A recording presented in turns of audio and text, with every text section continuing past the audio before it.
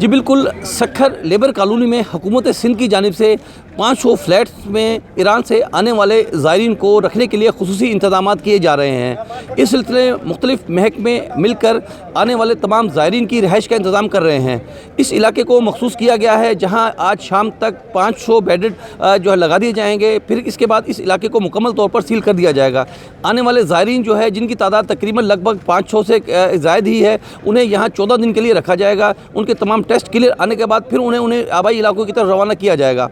इस इक़दाम के नतीजे में हुकूमत सिंध का जो नज़रिया है वो ये है कि जितने ज़ायरीन हैं जिनमें कोरोना वायरस का ख़दशा हो सकता है, उन्हें इस इलाके तक महदूद किया जाए। जब उनके टेस्ट में अगर कोई मरीज़ मुतासर होता है तो फिर उसका अलग ट्रीटमेंट किया जाए। ताहम जो जिनके टेस्ट क्लियर आएंगे उन्हें उनके आबाई इलाकों की तरफ रवाना कर दिया जाएगा।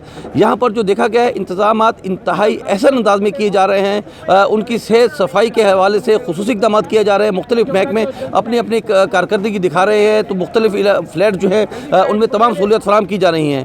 हर आने वाले जो है ज़ायर को अलग कमरा दिया जाएगा, उन्हें मुकम्मल तौलिए, कपड़े अलग और हर चीज़ अलग उनके लिए मुख्तस की जाएगी, ताकि मर्ज़ जो है आगे मज़ीद ना फैल सके।